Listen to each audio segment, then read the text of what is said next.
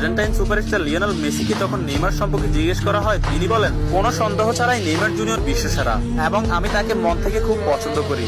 এবং Argentine midfielder Rodrigo D পল বলেছেন, যারা নেইমার জুনিয়রকে ভালোবাসে না তারা ফুটবলই বোঝে না। ফ্রান্সের বিশ্বকাপ জয়ী কিলিয়ান এমবাপ্পে বলেছেন, নেইমার শুধু ফুটবলের রাজা নয়, মহারাজাও বটে।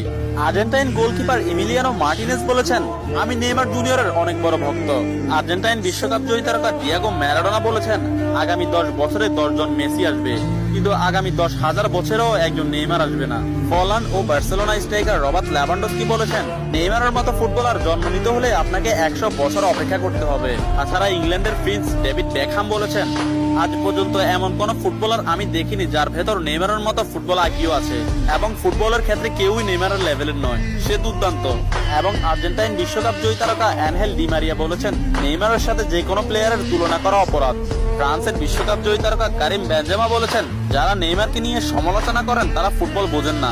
ম্যানচেস্টার সিটির কোচ পেপ গার্দিওলা বলেছেন, আমার ক্যারিয়ারে নেইমার মানেই সবকিছু। আমি মাঝে মধ্যে নেইমারের খেলা দেখে আমার দলের উপর সেটা বিস্তার করি। এবং স্পেনের বিশ্বকাপ জয়ী তারকা জেরার্ড পিকে বলেছেন, নেইমার ইতিহাসের সেরা খেলোয়াড়।